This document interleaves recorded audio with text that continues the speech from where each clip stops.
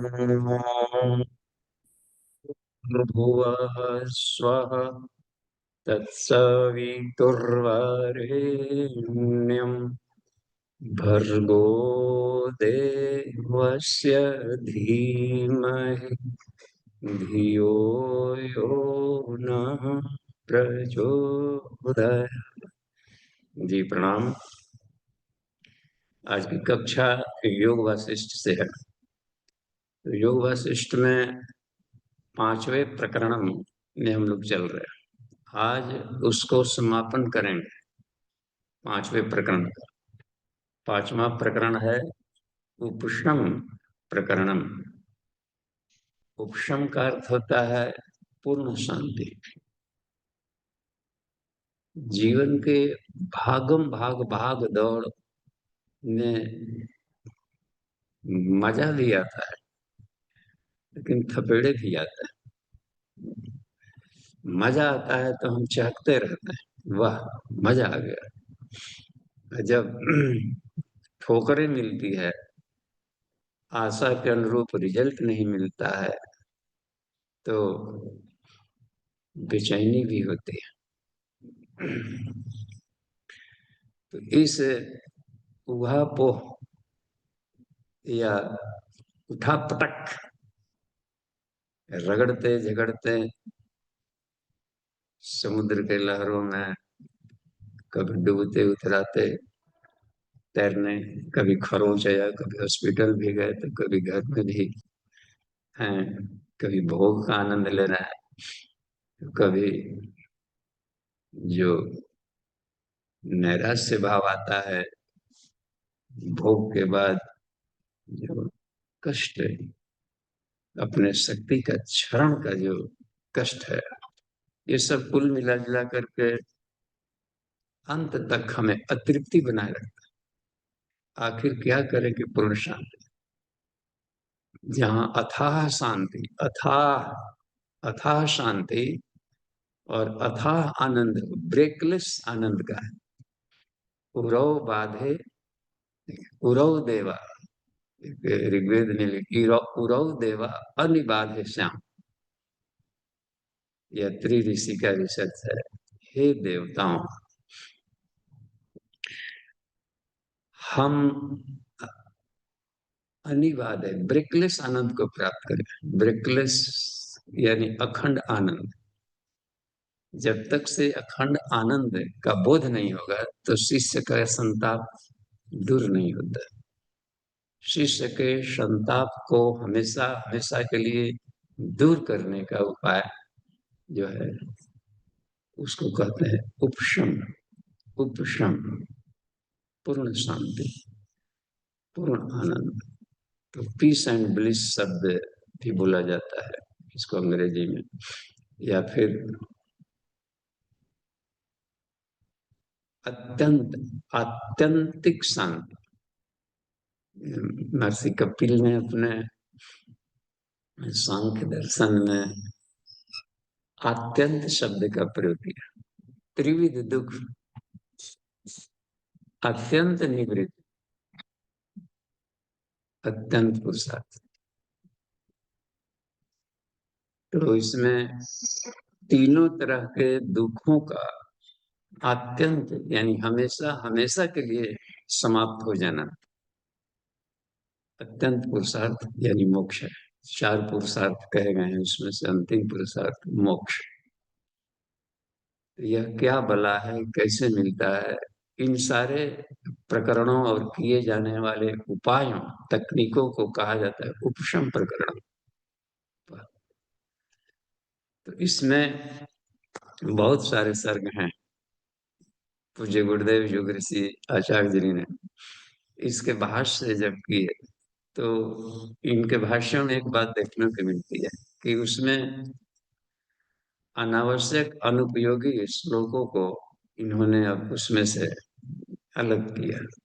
Filtration कहे, filtered करके काम की चीजों को लेना, तो एक फिल्ट्रेशन का काम किया है। सारे पुराणों को भाष्यों में भी मिलता है इसमें। तो अब इस वेद को तो फिल्ट्रेशन कर नहीं सकते। जो ईश्वरीय पुस्तकें हैं उसको फिल्ट्रेशन नहीं किया था, वो एज इट इज रहेगा। वेद के सारे मंत्र 20,379 मंत्र है, जो 20,379, इनके मंत्रों में आगे पीछे भी नहीं कर सकते कि वो तो अंतरिक्ष में चलने वाली शाश्वत तरंगे, वेव्स हैं, अपने बस का चीज इसमें नहीं। हाँ, ये किया जा सकता है कि उसके कुप्रभावों से अपने आप को मैग्नेटिज्म में हम बचा सकते हैं, और उसके साथ रेजोनेंस बनाकर, क्योंकि वो शांति में, आनंद में वेव्स हैं, ईश्वर द्वारा निर्धारित। कुछ मनुष्यों के द्वारा भी कृतियां की बनाई, उसको पुराण कहते हैं, कथा कहानी के माध्यम से। तो पुराणों के भाष्य में इन्होंने लिखा है कहीं कहीं भूमिका में कि महर्षि व्यास ने, कुछ ऐसे भी व्यास में जो इतने अलंकारिक लिख दिया है कि आज के लिए वो भ्रम पैदा करेंगे और सुलझाने के बदले में और उसमें डुबा दें। कुछ श्रृंगार रस में इतने अश्लील शब्दों का प्रयोग किया गया है कि तत्वज्ञानी ही उसको समझ सकते हैं। वो बहुत शब्दा शाब्दिक अर्थ लगाएंगे तो आज प्रश्न चीज उठ जाता है, कहीं कहीं उठ भी जाता है कि इन्होंने ऐसा लिख दिया, वैसा लिख दिया, वैसा लिख दिया। तो आज के डिक्शनरी में हम लोग उसको तौलते हैं, आज के सामाजिक जो चल रहा है, शब्दावलियां, जो अर्थ मीनिंग। तो इसलिए इन्होंने क्या किया है कि फिल्टर किया कि उसमें से कुछ आक्षेपात्मक भी थे, शिव पुराण वालों ने जो लिखा था उसमें बाद में भले उनके शिष्यों ने डाला हो या द्वेष भाव से भी ढेर सारे श्लोक उसमें प्रक्षिप्त कर दिए। उन्होंने विष्णु की पूजा को बहुत गरीब कहा, विष्णु पुराण में शिव भक्तों के लिए कहा। ये सब आरोप प्रत्यारोप वाले शब्दों को निकाल दिया। और जो काम के थे, तो काम की बातें क्या होती है, पुराणों में दो बातें कॉमन रहती है, किसी भी पुराण को देखें। एक सृष्टि विज्ञान, उसको नहीं हटा सकते, वो एक साइंस है, सृष्टि का क्रम कैसे पड़ा, कैसे गया। दूसरा, युग की समस्याओं का सामयिक समाधान, युग बदलते रहता है, समस्याएं नहीं आती रहती। हर आने वाला युग पीछे वाले युगों से भिन्न, नाम भले है सतयुग, त्रेता द्वापर कलयुग सतयुग, लेकिन वो आगे आने वाला सतयुग पीछे के सारे सतयुगों से भिन्न होगा। सिर्फ उसमें ज्ञानात्मक है, आकाश तत्व की अधिक भूमिका रहती है। आने वाला कलयुग अभी लग रहा है कितना भयंकर कलयुग है, घोर कलयुग। अभी तो विकास क्रम है सृष्टि, आने वाले कलयुग इससे भी घोर होंगे। तो हर नया दिन अपने चरम सीमा भाग जाए, तब अंत में जल होता है तो प्रलय की अवस्था में की जाती है। तो ये इसलिए है कि जो भी जीव संज्ञक हैं वो अपना ज्ञान अधिक से अधिक विकास करें, नहीं तो आदमी की प्रकृति रुक जाएगी, शार्पनेस खत्म हो जाता है। हर आने वाली परिस्थितियां जो कड़ी है वो हमें कुछ ना कुछ चैलेंज देंगे, और भागने से काम नहीं चलेगा, उससे स्ट्रगल करके निपटने और उस पर विजय पाने के लिए, क्योंकि आत्मा विजयी है, बस उसको किसी तरीके से जीता नहीं जा सकता। लेकिन हम छोटे छोटे व्यसनों में जीते जाते हैं, वासना द्वारा पटक दिए जाते हैं। तो ये इसी के लिए है। तो अभी हम लोग उपशम प्रकरण में क्या देखेंगे, तो इन्होंने 4 सर्ग में लिया दिया, केवल 4 ही सर्ग। तो इसी में हम लोग पाएंगे कि बाकी के सब स्ट्रिक्ट आ गए इन 4 सर्गों में।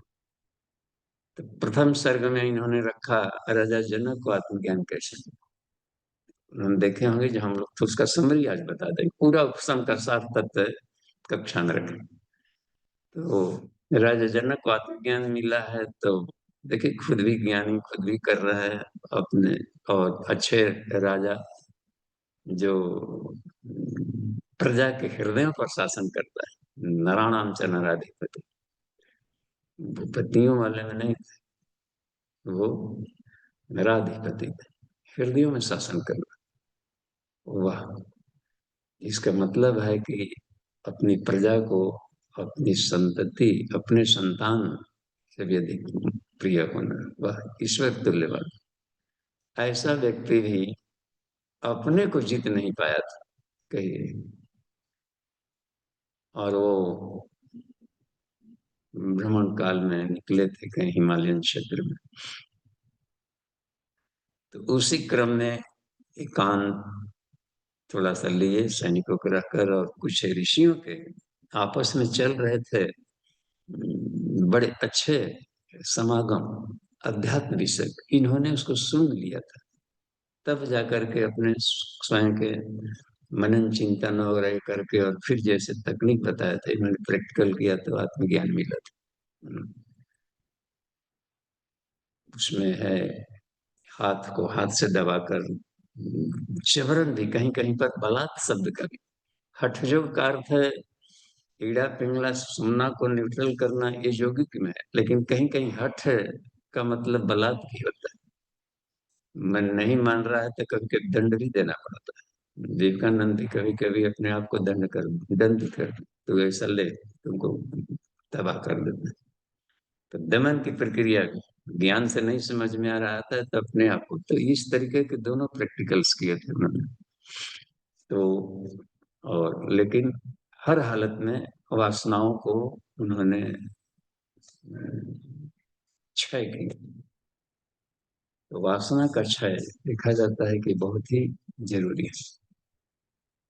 तो उसके लिए है प्लस आत्मज्ञान को प्राप्ति करना, ये सब भी। अगले क्रम में एक और भी उसने दिए थे पहली बार। तो एक तो है कि मनन चिंतन की प्रक्रिया से उन्होंने भी पाया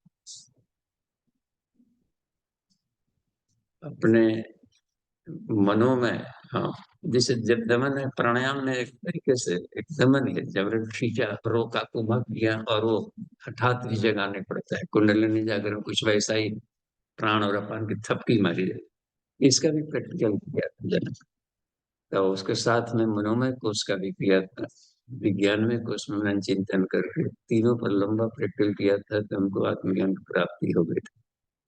तो वो बात दूसरे स्तर में उन्होंने लिया था, एक और उदाहरण दिया था। और ये सारे उदाहरण क्यों दिए जा रहे हैं? राम को उपशम के लिए, उनका वैराग्य भाव है, तो एक तरफा था उपशम हो, उस संसार के क्रियाकलाप को छोड़ दिए कि नहीं, संसार में और भी संसार का आनंद में ढंग से लेना है, केवल इसमें फंसना नहीं।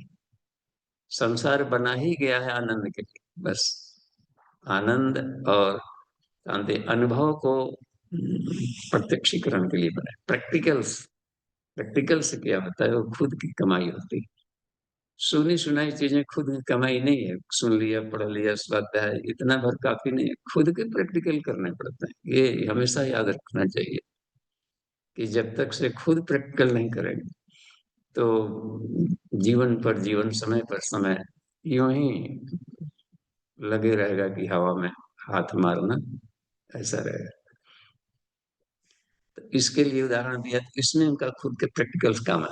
एक और भी वैराग का उपाय बताया था कि हे राम, उसके द्वारा आप पा सकते हैं, जैसे जनक ने पाया।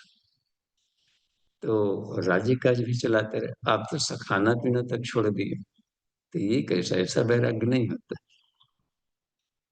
तो ये इस तरीके से वैराग्यात विषयात की तरफ, वैराग्यम विषयात की तरफ, ये हमें करना पड़ता है। यदि अध्यात्म में कुछ चाहिए जीवन में पाना है तो ठीक है, पेट भरने के लिए व्यवस्था हो, वो तो आजीवन हमें रखें, सेल्फ इंडिपेंडेंट रखें। लेकिन हमें जो जीवन का लक्ष्य है उसके पाने के लिए, तो वैराग्यम विषयात, विषयों से वैराग्य का अभ्यास करना। और ये बाहर नहीं दिखता है, वो मन से, मन का भीतर है। कौन संसार को भव सागर कर दिया, भव बंधन, तो बंधन है तो खोल दीजिए, खोलने कैसे, रस्सी दिखाई नहीं पड़ रहा, वाह, कुछ रस्सी रहता तब बारी से काटते ये सब पौधे। वो भीतर का जो बंधन है, वो हृदय में भावनाओं के साथ जुड़ा है, मोह है, ममता है, लोभ है, एक्सपेक्टेशन है, जो चाहता है कि हर अपने को अच्छा बना लेना अच्छी बात है, इसमें बहुत मेहनत है। लेकिन अपने जैसा चाहना कि सामने वाला भी बन जाए, ये बहुत टेढ़ी खीर है। वो है इट इज, बस। तो तत्व ज्ञान से ही उसको सॉल्यूशन दिया जाता है। और भी चीजें हैं, पीछे की घटनाओं से शिक्षा लेने से भी बात बनती है। पीछे एक जगह स्वाध्याय क्रम में मिला हमें कि हर एक आदमी के लिए अलग से कोई साधना करने की जरूरत ही नहीं। कोई भी व्यक्ति है, उसके जीवन में बचपन से लेकर के अब तक इतनी घटनाएं घट चुकी रहती है कि केवल उस पर भी विचार किया जाए तो आदमी मोक्ष को पा सकता है। बार बार ठोकरें खाने पिछले इसलिए एक उदाहरण दिए थे कि हे राम, पावन और पुण्य की कथा बताए। एक तो ज्ञान था, तो उन्होंने पिताजी के मृत्यु पर कुछ विषाद नहीं किए। जानते थे कि यह एक सामान्य घटनाक्रम, लेकिन वही का उनका था पावन। तो वो बहुत रोता था, विलाप करता था, और बिल्कुल ही वो गजब का था। उसके शांति के लिए ये कहे कि अरे तो कितने जन्म तुम्हारे हो गए यार, ये यही तो। और जब ये रोना ही है तो सारे पिताओं के लिए रो। अनेकों योनियों में तुम्हारे कभी मेढक टेढ़क वृक्ष बने, उस सारे को पता है कि कब कब तुमने क्या, हमें भी याद है।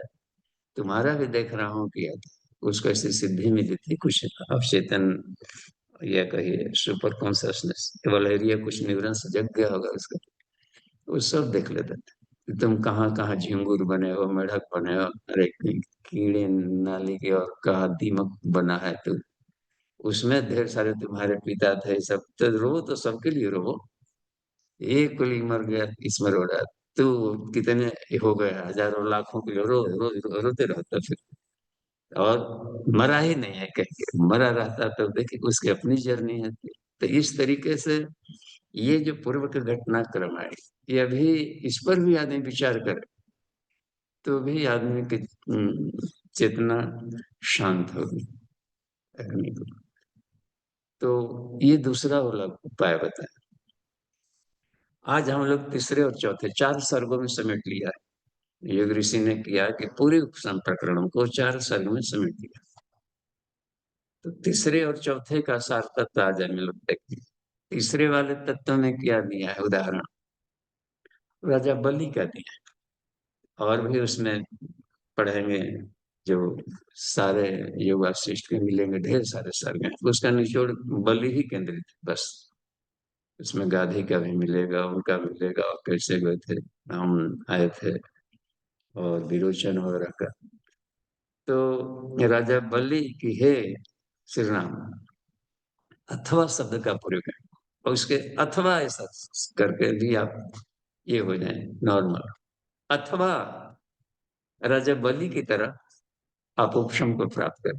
उन लोगों ने उस उपशम को पाया, पूर्ण शांति आनंद। और राजा बलि का नाम तो हम लोग भी खूब सुने हैं। वो इसमें होते हैं 8 चिरंजीवियों में राजा बलि भी आता है। अश्वत्थामा, बलि, व्यास, वही बलि, उसको बताएं। वो चिरंजीव कभी नहीं मरे, अमरत्व को पा लिया। गजब, इसी मनुष्य के शरीर में भी पाया जा सकता है। यह मर्त्य है, फिर भी अमर्त्य को इस शरीर में पाया जा सकता है। ये एक साइंस है, गजब। और विद्या मृत्यु तीर्थवा, विद्या के द्वारा मृत्यु को पार कर। तो इन लोगों ने, अविद्या माने पदार्थ विज्ञान, प्रकृति के जो घटनाक्रम परिवर्तनशील है, इसको लबादा को लपेटे हुए भी आदमी अमृत को पा सकता है, क्योंकि सिर्फ साइंस से उसकी जानकारी हो जाए मिल गई। तो वो ऊर्जा है, ऊर्जा का नाश ऐसे नहीं होता है। तो वेरिएशन वाला है तो ठीक है, वेरिएशन जब होगा। ये कागभूषण का नाम सुनेंगे, ये कागभूषण जी, और या ये तो वैषम, ये क्या करते थे ये सब। तो जैसे एक ब्रह्मांड में प्रलय हो, गलाई ढलाई, तो इसमें से निकल के दूसरे ब्रह्मांड में चले जाते, चलिए वहां भूकंप आया, इधर बाहर निकल, और फिर जब नया तैयार हो जाता तो फिर आ जाता। तो इस तरीके से बता मार्कंडेय ऋषि सुनता है, वैशंपायन और अनेकों में उस बराबर सुगह के शरीर में रहते थे। तो ये इसमें है तो अश्वत्थामा बलि व्यासम हनुमानश्च विभीषण, हनुमान जी भी चिरंजीवी हो गए, विभीषण भी, कृपि परशुरामश्च, सब तय चिरंजीवी ने, और एक मार्कंडे ऋषि आते हैं, उनको भी ये था मार्कंडे ऋषि को कि वो इसको मरेगा, उनको ऐसा कुछ हो गया था रोग शरीर में कि नहीं, अभी इसको मरना ही मरना। तो महामृत्युंजय मंत्र का खूब जप के इतना का अमृत को पा लिया। महामृत्युंजय जप के अमृत को भी पाया जा सकता है। तो वो सबके साइंस है, उसके अर्थों को समझना, ये करना, उसमें डूब जाना, लिप्त होना उन्हीं से, उसके पीछे काफी ज्ञान विज्ञान रहता है। तो आज हम लोग राजा बलि को देखेंगे कि अमृत को पाए थे, तो जरूर कुछ अमृत वही पाएगा, ऐसे नहीं होगा जो उपशम को पाया। बिना उपशम पाए, उपशम यानी पीस एंड ब्लिस, इस अवस्था को यदि पा लिया इस जीवन में, तो बस अब सोचेंगे कि अभी चलिए बाद में करेंगे, फिर किसने देखा है जी, मृत्यु कभी भी आ सकती। एक दिन भी, पूज्य गुरुदेव एक जगह लिखे कि पेट भरने की व्यवस्था हो गई, समझिए कि आपने जीत लिया। बाकी सारा समय बस एक एक कण लगा देना चाहिए अपने आप को जानने में, आत्म साधना में लगाई जानी चाहिए। जिनको यह बात का हो गया कि सबसे बड़ा धन वही है इसमें, तो ये इसमें रहे। राजा बलि को इसलिए उदाहरण दे रहे हैं कि राजा बलि ने, और बलि साधारण नहीं थे, वो बहुत ही सुलझे हुए राजा थे, दानवेंद्र कहा जाता है। एक है ना, हम लोग ये रक्षा सूत्र बांधते हैं, कहीं कहीं भी बोला जाता है इसमें, ये भविष्य पुराण का एक श्लोक बोला जाता है इसमें, ये न बद्धो बलि राजा, ये न बद्धो बलि राजा, दानवेंद्रो महाबल, तेन त्वाम प्रति बध्नामि रक्ष्यम, माँ चला, माँ चला, वाह, रक्षा सूत्र, तो स्थायित्व को, तो वो वाला मंत्र बोला जाता है इसमें। दानवेंद्र, दानवों का इंद्र, असुरेंद्र है, हे असुरेंद्र, रावण के लिए भी कहा जाता है। तो और महाबली, दानवों का राजा होकर उपशम को पाया, ये इसका मतलब है कि सूर हो या असुर हो, यानी भौतिक विज्ञानी हो या अध्यात्म विज्ञानी। हम लोग असुर माने कुछ और सोच लेते हैं, पता नहीं, अलुल जलुल ढेर सारी अनाप शनाप। असुर माने पदार्थ, पदार्थ विज्ञान, और सुर का मतलब होता है आत्मविज्ञान। तो पदार्थ विज्ञानी भी अमरत्व को पा सकता है, ऐसा नहीं है कि वह, तो उन्होंने एकदम सुलझे तकनीक समझ गए थे कि इसके साथ, और राजा बन गए थे बलि। भौतिकता में रहता रहे राजर्षि यानी भौतिक जीवन में रहते हुए हम ऋषि बने रहे, तो इस तरह का राजा बलि पहुंच गए थे, ऐसे नहीं थे वो राजा बलि। तो उसमें पहुंच गए थे और इतना शासन किए थे, आदमी सोचता है कि 10 साल 20 साल शासन कर लिए, इसको उलट पुलट कर दे, शासक अच्छा रहे, तो उसी के लिए है। तो राजा बलि की कहा जाता है कि 10 करोड़ वर्षों तक तीनों लोगों पर शासन किया, हद। इसका मतलब है कि भौतिक जीवन आत्मिकी में भी चाहिए, भौतिकता में इंद्र है तो क्या करेंगे, आखिर अपने प्रकट कैसे करें। त्रिलोकी बना रहा था,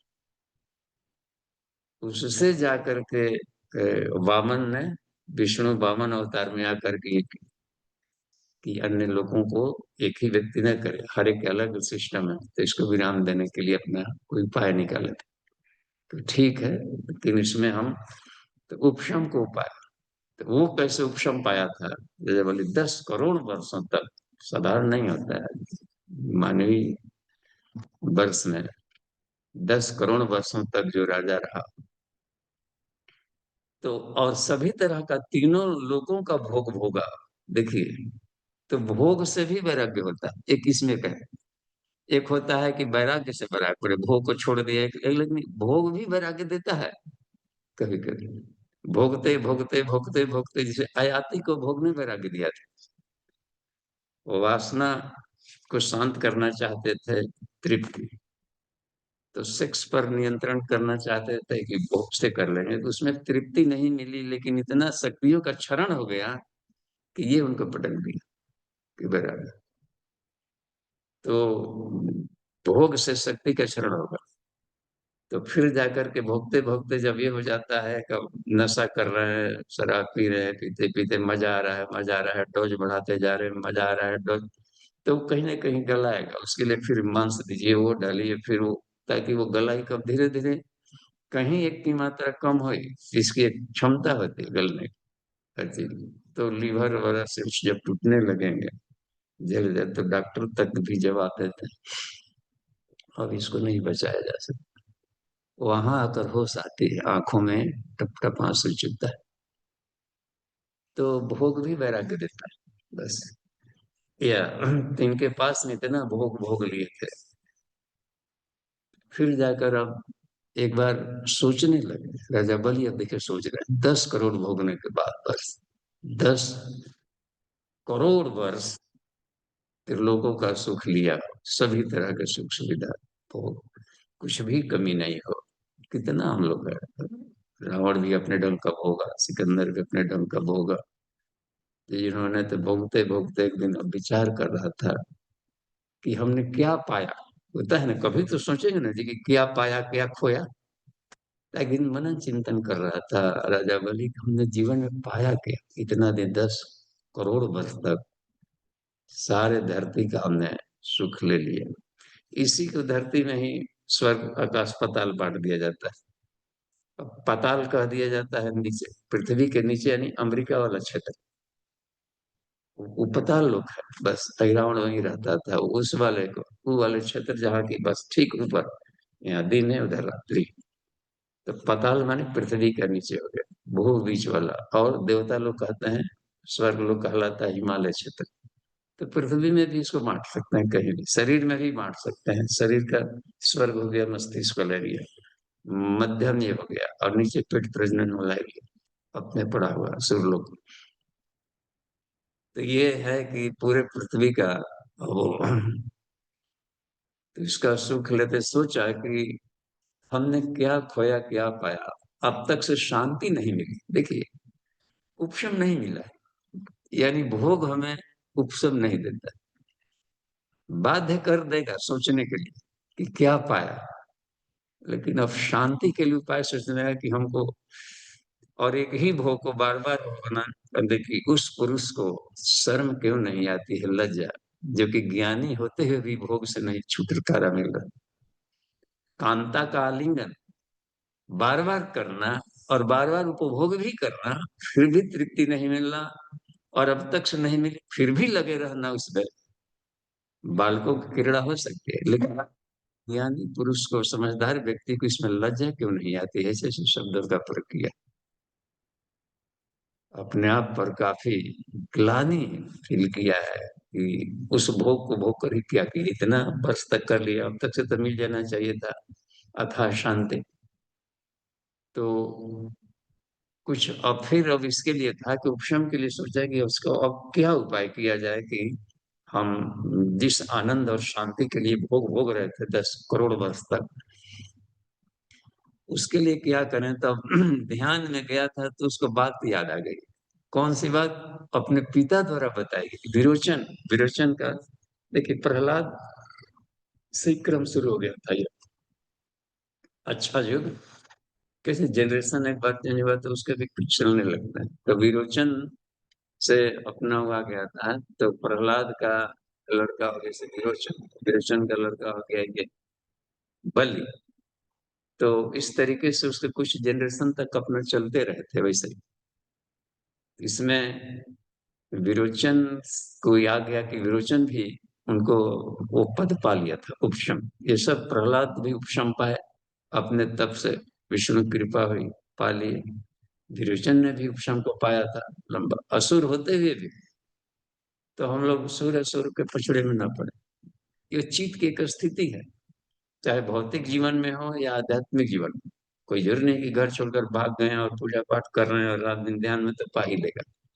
वो अपने आप से एक चित्त का प्यूरिफिकेशन है। अपने जो कॉन्शसनेस लेयर है उसके प्यूरिफिकेशन में जो लगा वो निकल गया।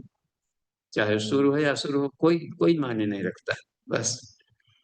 तो इन्होंने इतना भोगा तो याद आ गया अपने पिता की बातें वो करने का कि तुम देखो, एक बार एक कहानी सुनाए थे उसके पिता की। ये अच्छी बात है कि पौराणिक प्रकरण से तरीके से ज्ञान को समझाए, और राम जी को सारे बता रहे कि विरोचन की उसके बात याद आएगी। कौन सा वैसा यदि क्षेत्र है जहां पर अथाह शांति आनंद है, ऐसा कोई है क्या क्षेत्र? पूरे पृथ्वी का ले लिया तो उन्होंने कहा कि हाँ, एक ऐसा क्षेत्र है। अब उनके पिता उनको बताया था, कभी उसको याद आ गया था मेडिटेशन में कि अरे पिताजी ने एक बार बात कही थी उस पर। और उनको क्या बात कही थी विरोचन ने उनसे? कहा था कि हे भगवान, वो यहाँ पर एक ऐसा भी डायमेंशन क्षेत्र इसमें दिया है कि एक ऐसा जगह है, हम लोग विज्ञान की भाषा में डायमेंशन समझ सकते हैं, एक ऐसा आयाम उसमें। एक ऐसा देश है जहां पर अथाह शांति अथाह आनंद है वहां पर। और वो बहुत ही प्रकाशमान है क्षेत्र है, दीव प्रकाशमान क्षेत्र है। और उसमें वहां पर एक राजा है, उस क्षेत्र का भी एक राजा है, और वो कुछ करता नहीं है उसका, वो अपने में मस्त मगन है वो राजा। तो ये सारी व्यवस्था के लिए, अपने सुख को मेंटेनेंस बनाए रखने के लिए एक मंत्री रखा था, वही सारा काम करता था। और मंत्री इतना ताकतवर था कि किसी भी तरीके से उस पर विजय नहीं पा सकते। यानी पूरा असुर शक्ति, सारे असुर गण मिल जाए त्रिलोकी के, और सारे देवता गण भी मिल जाए तो भी उसको मार नहीं सकते। इतना ताकतवर रखा था मंत्री। तो इसको बड़ा आश्चर्य हुआ कि वो उस देश का नाम क्या है, वो मंत्री क्या है। तब विरोचन बताए थे कि उस देश का नाम है, जहाँ जगह है उसको मोक्ष कहते हैं, मोक्ष ही वह देश है। अच्छा। और वो इस तरीके का है, एक चित्त की स्थिति। और वहां पर एक ही राजा है, आत्मा। राजा का भी आत्मा को देखते हैं, जीवन कल वृक्षोस्ति आत्मा देव महात्मा। प्रज्ञोपनिषद में ही बात आई है कि 33 करोड़ देवता है। किस किस एक की पूजा कर ली जाए तो सबकी होगा। तो संभव नहीं है कि एक ही जीवन में 33 कोटि देवताओं को हम मना सके। पता नहीं कोई इतना रुष्कुल्य हम माने या न माने, और पूरा जीवन खप जाए। तब उन्होंने कहा था कि आत्मा देव महात्मा, आत्म देवता ही सबसे बड़ा देवता है। तो वहां बताया कि उस क्षेत्र में, उस देश में एक ही राजा है, आत्मा। और जो मंत्री हमने कहा, वह मंत्री मन है, बस। और मन को बस में कोई कहा है कैसे कर लें, तो सारे देवता मिल करके और सारे राक्षस मिल करके, यानी भौतिक विज्ञान के द्वारा, या फिर हम आत्मविज्ञान और भी है, ये सत्संग कथा कहानी मनन चिंतन, ये जो होता है ना कथा वार्ता, इसको मुंडक उपनिषद में कुछ ऐसे कहा कि नायम आत्मा प्रवचने न लभ्य। ये कहिए देवताओं का तरीका है। पूरा कथा हो रहा है, सत्संग हो रहा है, बड़े महात्मा जी आए हैं, बड़ा अच्छा सत्संग चल रहा है, ये भी इतने सारे तीर्थ हैं, इतने सारे धाम हैं, इतने सारी नदियां हैं, स्नान कर लें। इसको कह दिया कि सारे ब्रह्मांड के भी मंगा लें, नदियां जलाशय और तीर्थ क्षेत्र, ये भी नहीं विजय पा सकते मन पर, मन को मंत्री का। और भौतिक चीजों के द्वारा भी नहीं पाए जा सकते, सुख सुविधाएं, भोग के तरीके, वैरायटी वैरायटी के। तो अब इन्होंने कहा था कि फिर उसको कैसे विजय पाया जाए, उस मंत्री पर मन को विजय पाने का क्या होगा? नायम आत्मा प्रवचन न लभ्यो न मेधाया न बहुना श्रुते, न ढेर सारे सत्संग भी कर लिया, यमेव स गुरुणे तेन लभ्य तस्य आत्मा विवृद्धे तनिषा। वह एक खास तरीके से पाया जाता है खुद। अब उसको प्रक्षालित करने के लिए खुद किया गया। बाहर गए तीर्थ क्षेत्र में, श्री राम जी के साथ वही हुआ था। खूब तीर्थों में घूमे थे, सारे साधु महात्माओं के प्रवचन से फिर भी उपशम नहीं मिला। वैराग्य वाला कष्ट तो झुलस ही रहे हैं, वैराग्य। तो इसमें एक बात कही, उसके उपाय फिर बताया कि इसके उपाय है सिर्फ कि वासना का क्षय करो, बस। वासना का क्षय, मन को लीन करो, मन का नाश, वासना का क्षय करो, हटा दो, और तत्व ज्ञान खुद। यानी कि असली ध्यान दिया है कि प्राणायाम, जैसे प्राणमय कोष में प्राण के द्वारा हम क्या करते हैं, हम लोग वासना का क्षय करें। वासना कहाँ पर रहता है? और चेतन मन में रहता है, दबी पड़ी अपने जन्म जन्मांतरों की दबी पड़ी आदतें, बिहेवियर, कुसंस्कार बन के या अच्छे संस्कार बन करके भीतर में चिपके, जड़े चिपकी है, वास करता है जो अंतःकरण में, उसको वासना कहते हैं। वास क्या कर रहा है भीतर में, उठते फिरते चलते बैठते, ऐसे तो लगता है पढ़ते समय कि हम तो सब हाई हैं, जो लिखा हुआ है था हम तो बिल्कुल एकदम फर्स्ट क्लास है इसमें। लेकिन जहां पर स्थितियां आई, तब ओरिजिनल वाला भीतर से छलांग मार के आता है। तो वो वासना है। वासना माने हम लोग केवल भोग और सेक्स को नहीं समझे, जो अंतःकरण में जो आदतें, बिहेवियर वास कर रही है, और वो अपने बिहेवियर दिखा देती है। हमारी जन्म जन्मांतरों की आदतें हैं, संस्कार है, वो टाइम टेकिंग होता है निकाल। जितना रस लेकर के उसका एंजॉय लिया गया है कर करके, अनुकूलताओं में मगन हो गया है, उतनी जड़ें गहरी गई, फिर उतना ही प्रयास करना पड़ता है रिवर्स गियर में चलने। तो वासना का क्षय करो, तत्व ज्ञान करो, वासना का क्षय और मन का नाश। वासना का क्षय कैसे होता है? प्राणायाम से हो जाएगा, कुंडलिनी जागरण से हो जाएगा। कुंडलिनी जागरण में प्राणायाम के द्वारा उसमें तकनीक होती है, शक्ति चांदनी मुद्रा या पीएमबी की प्रयास किए जाते हैं, तो भीतर में प्राण खींचना, आग से जलाना उन जन्मांतरों को, कर्माशय के बीजों को, ये करना, और तत्व ज्ञान भी लेना पड़ता है, आगे ये सब भी करने पड़ते हैं। तो ये सारे कुछ टेक्निक बताया था विरोचन ने, जो उसको याद आ गया, हो हाँ याद आ गया। अब याद आ गया तब फिर जाकर के प्रयास किया, उसमें लगा रहा, और उस क्रम में भी उन्होंने देखा है कि ध्यान मग्न हो गया था उसमें, और खो गया था, करते करते वो इतना न खो गया उस मेडिटेशन में, 1000 वर्ष तक और खोया रहा। फिर देखिए उसमें मेडिटेशन में हम लोग 4 दिन 5 दिन में उठता आ जाते हैं, इतना पेशेंस कम है, नैना कि बात बात में पेशेंट हो जाता। उसका पेशेंस देखिए लग गया, तो 1000 वर्ष तक मेडिटेशन में रहा, फिर जाकर उसको मदद हुआ, तो उसमें ज्ञान उसको मिला है। अच्छा, उसी क्रम में अभी जो कर रहा था अभ्यास के क्रम में, तो फिर उसको जहां कहीं पर गियर फंसती थी, तहां पर अपने गुरु को याद करता था, शुक्राचार्य को। और शुक्राचार्य वो हमेशा वो अंतरिक्ष में रहते थे, जैसे कैसे सप्तऋषि मंडल रहते हैं, वो भी अपना अंतरिक्ष में रह रहे थे। तो कहीं शुक्र ग्रह कैसे होता है, तो विग्रह जो होते हैं अपने प्लैनेट्स वगैरह है, ये सब आकाश में, वो सारी भी जमीनें हैं, भूमिया है वहाँ। तो बहुत सारे ऋषिगण उस स्तर के उधर रहते हैं। तो शुक्राचार्य शुक्र ग्रह पर अपना रहते थे, और वहीं से अपना लाभ ले लेना करना, पूरे ब्रह्मांड के लिए अपनी ऊर्जा को देते रहना।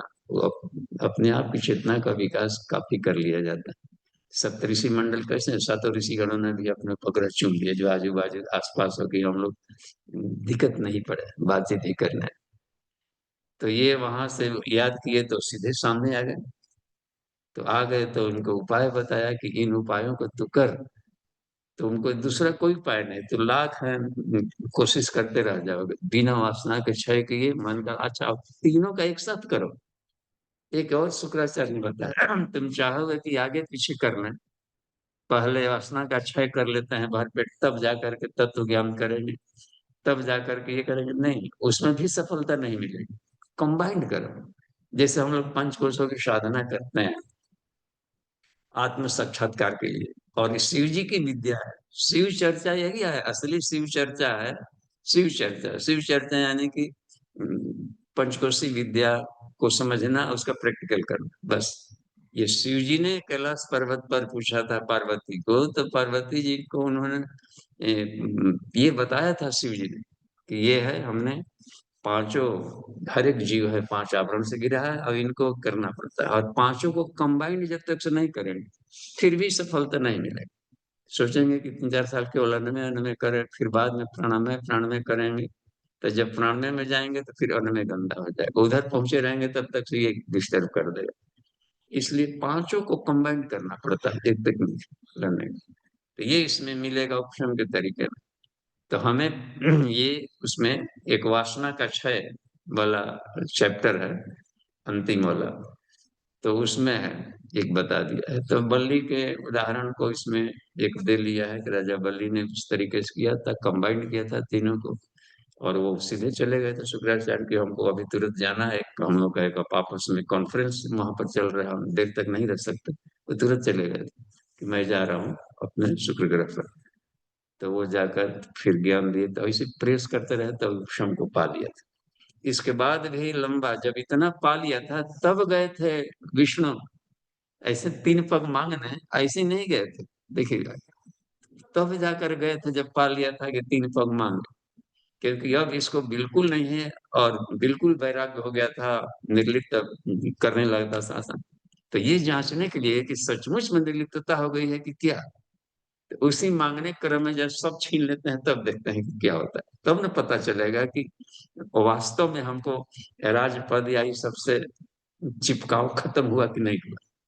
तो उसी मांगने क्रम में जब ये गए थे, तो अमृत तो अभी तक से पाया नहीं था। जब मस्तक पर पैर रखे हैं वहां, देखे ना, तीसरा चरण रखना, उसके तेज से फिर अमृत पद पा लिया। तो भी कहा था कि अभी तुम ऐसा करो कि ये सारा तो भूमि हमारी होगी, सारा तीनों, तो तुमको बना देते हैं पाताल लोक का राजा, तुम भी रहो इधर। और ये सारे इनकी अलग व्यवस्था, अलग नियमावली है, तो इस तरीके से तो विकेंद्रीकरण करके सारी बातें ही चलेगी। फिर लंबे समय तक तू रहोगे, तो तुमको लंबे समय तक इंद्र का पद भी संभालना है वहां भी। तो इस स्तर की प्रतिभाओं को आपस में चैनल बदलते रहता है। तो वो बात बनी थी और वो चला गया था इधर। तो ये अमृत को पाया था, तो उपशम से मतलब है यहाँ कि पूर्ण शांति मिलता है, जबकि प्रयास तीनों किया जाए, मन का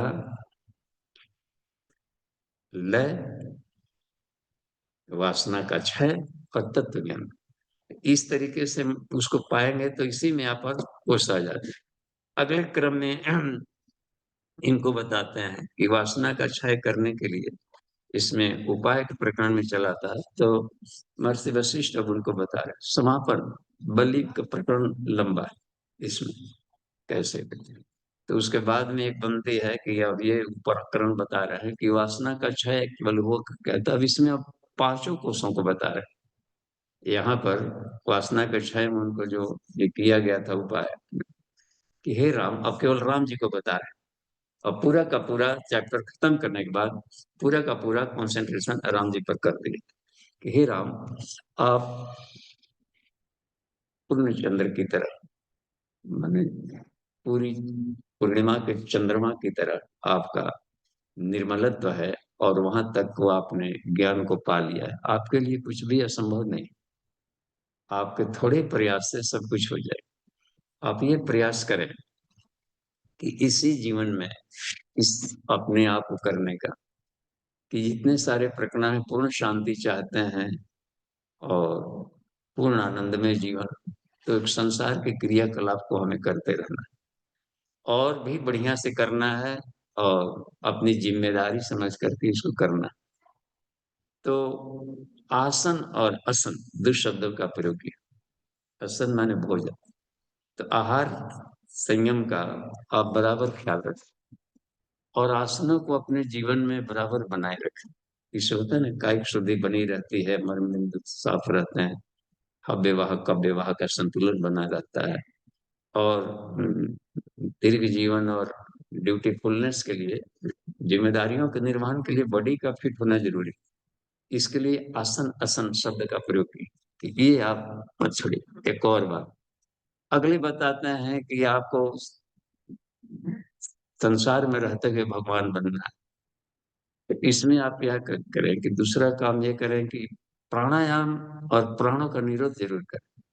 उसमें हो गया क्या कि चंचलता हमेशा खत्म करेगी। इसमें ये उपाय कुछ बताए प्राणायाम के द्वारा, ये वासना का क्षय होते रहेगा इसमें, और अपने आप को स्ट्रगल करने की क्षमता बनी रहेगी। वो सारी बातें, तभी रावण के साथ युद्ध करना, ये सारी बातें सारे जीवन में उनके आई थी क्रम करने का, क्योंकि ले जाने आ जा रहे हैं, विश्वामित्र लेने आए हैं उनको, तो प्राण बल पर्याप्त चाहिए। तो इसमें कोताही नहीं करेंगे, बराबर अपने प्राणों का निरोध जरूरी है, प्राणों पर विजय पाना बहुत जरूरी है। प्राण ही अस्त्र है इसमें। रावण के साथ युद्ध कर रहे थे जब, तो वो अपना दिव्य अस्त्र उड़ उड़ करके क्या कहते कर रहा था, ये बिल्कुल नंगे पैर थे कहिए वहां पर युद्ध भूमि में, कुछ भी नहीं।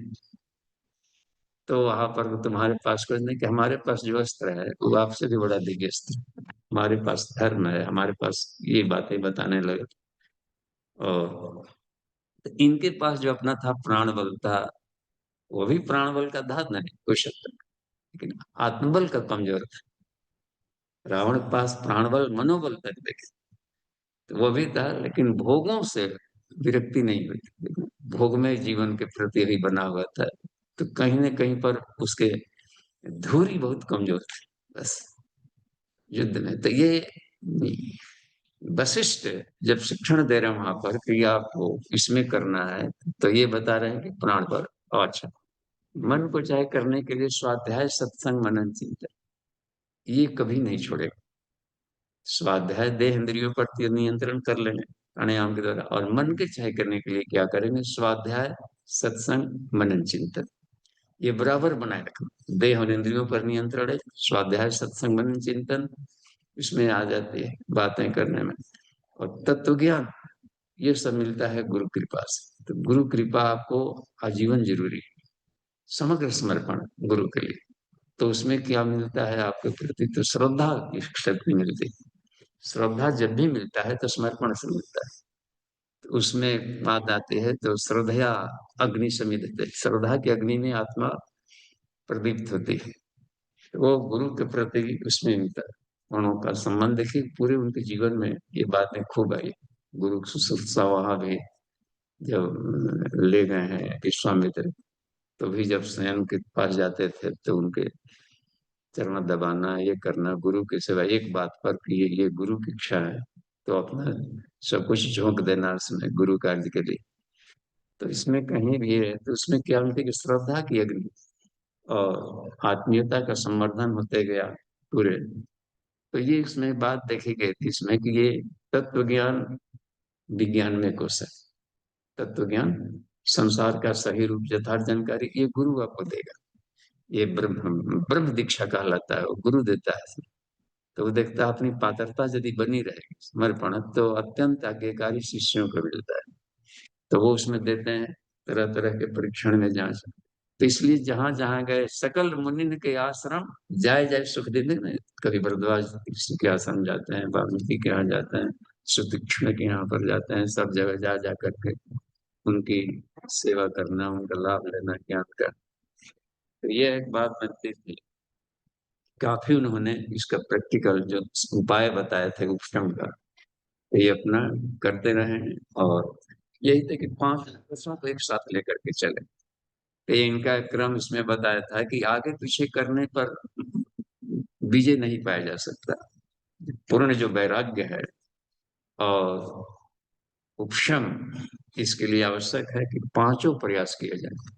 यानी कि एक आसन, आसन दूसरे में एपीएम प्राणायाम बंद मुद्रा के द्वारा अपने आप की शक्तियों का, प्राण बल का हमेशा बढ़ोतरी रखा जाए।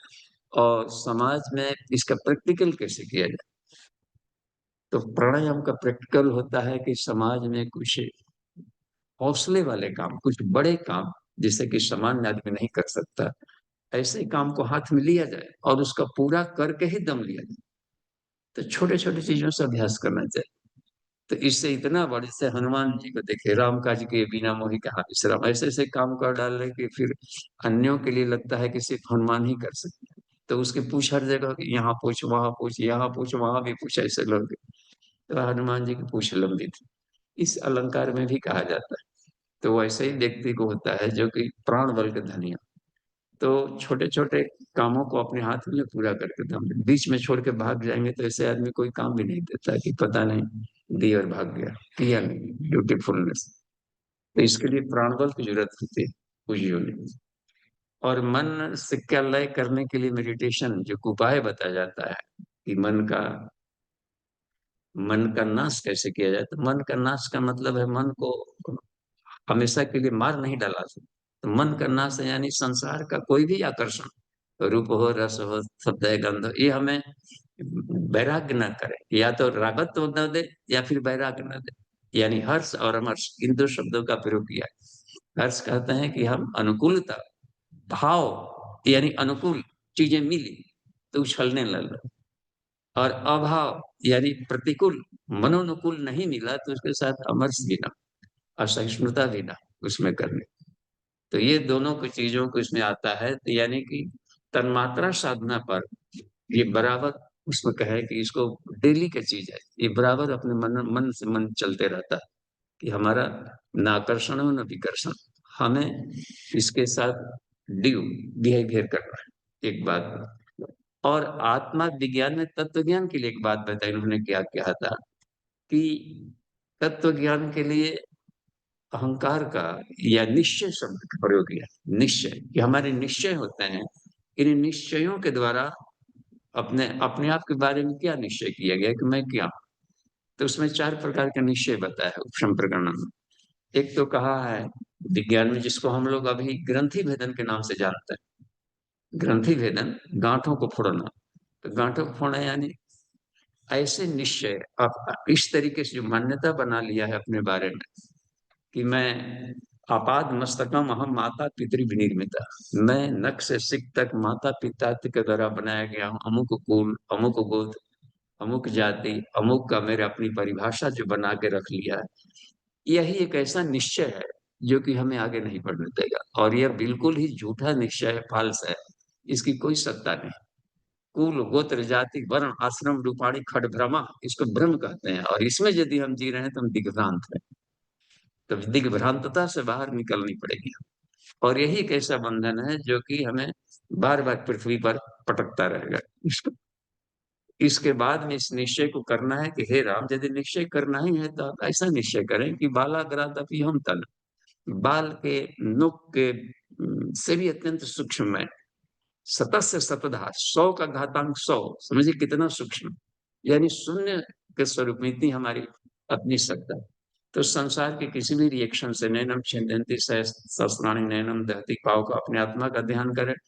ऐसा निश्चय कि मैं शरीर नहीं आत्मा हूं, यह निश्चय भी करेंगे तो ये मोक्षदायी। ये संसार को आप जीत सकते हैं, अपने आप को जीत लेंगे। ये अपने जो यथार्थ है, जो फैक्ट है, उसको क्यों नहीं हम ध्यान करें। इस तरीके से उसमें आप अंगुष्ठ और उतना नैनो को याद नहीं कर सकते, तो अंगुष्ठ मात्र एवं पुरुष का तो अपने आप का थोड़ा छोटे से चूल के रूप में आत्मा का ध्यान करें और इसके गुणों का स्मरण करें कि मैं अशब्दम स्पर्शम अरूपम अव्ययम चयत, मैं ऐसा हूँ। तो इन चीजों से मैं बिल्कुल परे हूं। ये संसार मेरे लिए क्रीड़ा क्षेत्र है, इसके उठा पटक से मैं प्रभावित नहीं होता। ये सब पदार्थों का गुण है, गुणा गुण से वर्तनते मत्वन से। तो इस तरीके से अपने आप को करेंगे तो ये निश्चय यदि रहेगा आपका प्रश्न, तो ये मोक्षदायी होगा।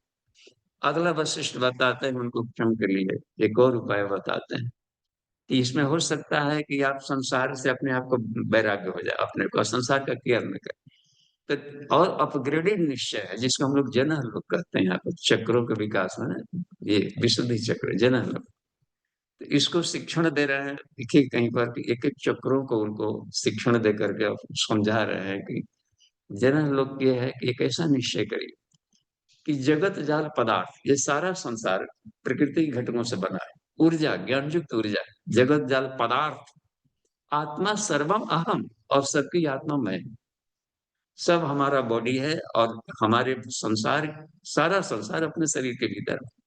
और मैं आकाशवत हूँ तो सारे संसार के भीतर में है, सीधा आकाश के, और मैं सबकी आत्मा। ऐसा निश्चय करेंगे तो भी आप मोक्षदायी। तो इस तरीके से सब में अपने को सर्वभूतात्मा भूतात्मा कुर्बन न लिखते थे, ये आपको विजय प्राप्त कर देगा। ये कितना शिक्षण दे रहे हैं बढ़िया से, और एक एक चीज को अंकित करते जा रहे हैं राम जी इसको हृदय में कि हमें कैसे जीना है, कैसे रहना, क्या निश्चय बना के चलने। और कहते हैं कि चौथा निश्चय है राम, वो भी मोक्षदायी। अहम जगद्वा सकलम शून्यम व्योम सोम सदा, मैं और सारा संसार कभी था ही नहीं। चित स्वरूप विशुद्ध चिदाकाश, यहाँ पर कोई हलचल है। व्योम समम सदा, ये वाला निश्चय है, ये सबसे सुप्रीमो निश्चय इसने करना। तो ऐसे ही कहा कि इन निश्चयों से, तो इसमें आपका विज्ञान में घुस, इन सारे प्रैक्टिकल को साथ लेकर चलिए। जैसे स्कूल कॉलेज में मान लेते होता है, तो केवल एक ही विषय नहीं पढ़ाया जाता, घंटी बदल बदल कर, कि थोड़ा सा गणित हो जाए, थोड़ा सा साइंस पढ़ ले, फिर जाकर हिंदी संस्कृत खेल कूद भी उसमें जोड़ा गया रहता है। तो 5 विषय को हम पढ़ लेके चल सकते हैं। 5 घंटा जैसे साधना करनी है, तो एक एक घंटे एक एक विषय तक पढ़े तो अल्ट्रेशन भी हो जाएगा, मन भी लगेगा और अपनी गति बनी रहेगी। क्योंकि पांचों उंगलियां मिलकर ही कोई काम करती, कोई भी काम हम लोग करेंगे तो शरीर की भूमिका है, बल लगाना ही पड़ेगा, ज्ञान लगाना ही पड़ेगा, और आत्मीयता, उसके साथ अपनत्व रखना ही पड़ेगा, और आनंद मिलना चाहिए। तो ये पांचों मिल करके काम कर रहा है।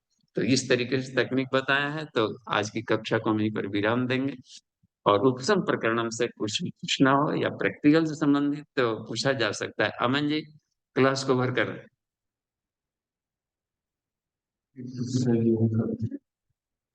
कि प्रहलाद जैसे हाँ, हाँ हैंड अभी रेज। हैंड रेज है जी। अरे हैंड रेज कर लिएगा भैया, क्लास को देख लेते हैं। यहाँ से भी एक प्रश्न पूछ रहे हैं। ठीक है, जी हैंड रेज प्रणाम ले बाबूजी। लिया। जी प्रणाम। बाबूजी, ये नासिका के अगर भाव पर ध्यान करते हैं तो उस समय भाव क्या होना चाहिए? भाव कांस्टेंट नहीं रहता है, वो हर खिलाड़ी का अपना अपना भाव है, हर साधक का अपना अपना भाव। क्योंकि अब भाव ए, बता भी दें तो ऐसा भाव होगा नहीं, आपको अपने भाव जैसा बने लगेगा। अब इसमें देखिए, एक नासिका कर पढ़ रहे हैं तो ये एक मुद्रा है, नासिका पर करते हैं, जी। और गोचरी मुद्रा करते हैं। जी। तो अगोचरी, अब देखिए इसका अर्थ देखिए, अगोचरी माने क्या हुआ?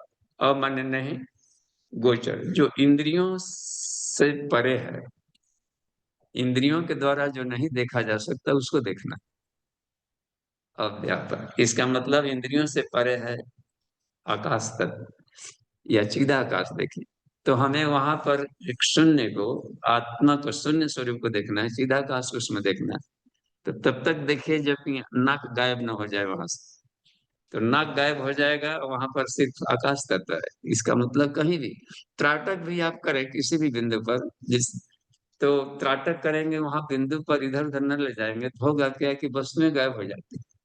यह साबित करता है कि नेकेड आई से भी जाना जा सकता है कि संसार शून्य है। ये गजब।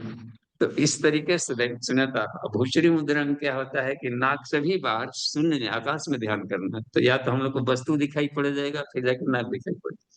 तो यह अभ्यास में तब आता है जबकि सीधे कभी कभी लेट जाए, अपने छत पर कहीं पर है, खुले आकाश में लेट गए, तो जहां भी है, या कहीं गार्डन में कुछ नहीं, लेट गए, लेट गए तो आकाश दिख रहा है, अपना बॉडी तो दिख नहीं रहा। तो मैं आकाश में, आकाश ही मेरा शरीर है, ऐसे तरीके से ध्यान करेंगे तो मुझे, तो ये है उसमें। ये तो चिदाकाश में वहां पर ध्यान कर लेना है कि ईश्वर में चित स्वरूप, बस, वस्तु नहीं है। तो उस हालत में आपका सुषुम्ना चलने लगेगा। जी। हाँ, बाएं पर भी टाटक करने पर तो बाएं चलने लगता है। अब बीचों बीच करते हैं, अच्छा दूसरी बात है, आई बॉल टेढ़ा हो जाता है थोड़ा सा, तो यहाँ पर दर्द होगा।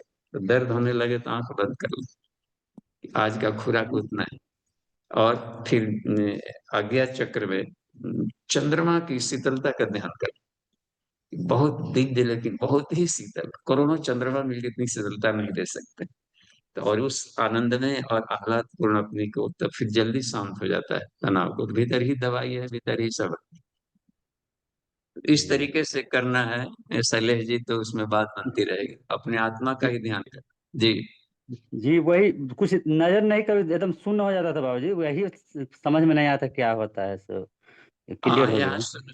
शून्य भी कुछ नहीं है, ऐसे होता है ना कहीं पर, कभी कभी मेडिटेशन में कुछ लोग प्रश्न में आता था, कहीं कहीं पर जी। प्रश्न होते हैं कि मैं ध्यान में रहता हूँ तो कभी कभी एकदम पता नहीं कहाँ चला जाता। जी। तो आत्मस्थिति है वो। जी। जी। धन्यवाद बाबूजी। धन्यवाद। आगे बढ़ते चलिए।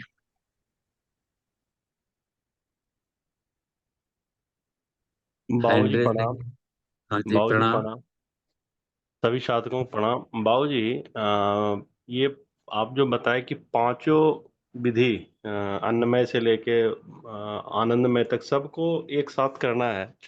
तो अभी के युग में तो समय और एक कथा आता है बाबूजी भागवत में कि शुक्राचार्य जो है एक बार भगवान कृष्ण का के लिए 84 लाख संत ऐसे आए थे, 84 हजार या संत कथा में। सबको भगवान कृष्ण को अभिवादन किया, लेकिन भगवान विष्णु को ये शुक्राचार्य महाराज जो है उनको अभिवादन नहीं किया, क्योंकि वो तप के शक्ति से सिर्फ तप करके पूरा ब्रह्मांड का ज्ञान को उन्होंने ले लिया था।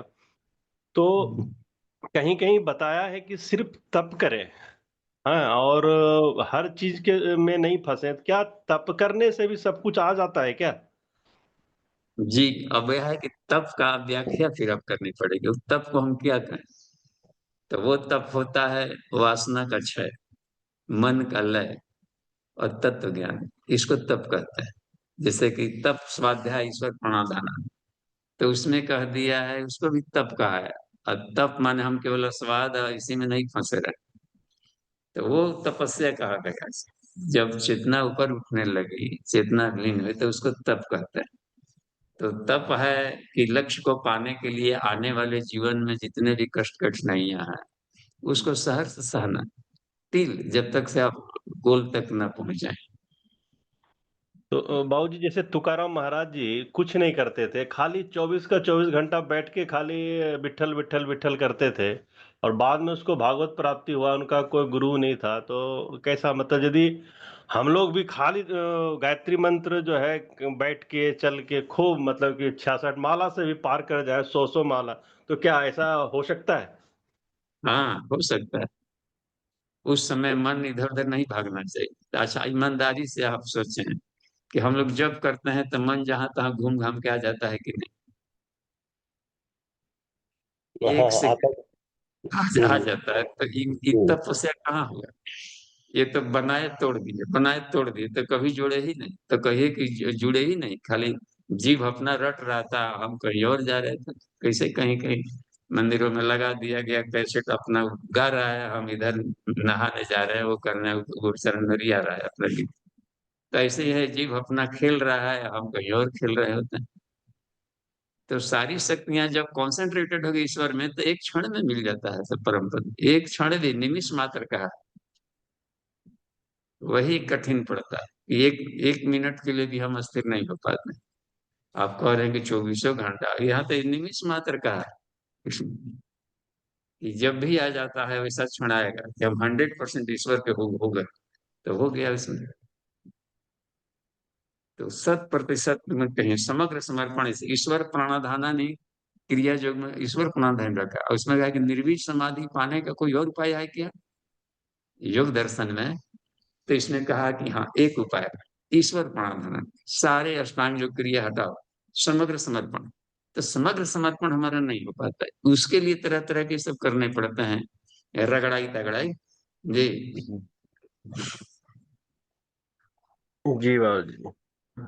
जी, धन्यवाद। अब देखिए, प्रणाम। इसमें द्रौपदी के अर्थ सेंस में, अर्थ समय में देखें प्रसंगों में, जब समग्र समर्पण की ईश्वर के सामने खड़े थे विष्णु, और जब तक अपेक्षा था कि ये ठीक कर देगा, वो करेगा, पुकार भी नहीं है, इधर भी इन लोगों पर देख रही है कि शायद पितामह कुछ बचाव करे, शायद हमारे युधिष्ठिर या ये सब अर्जुन वगैरह कुछ बचाव करे।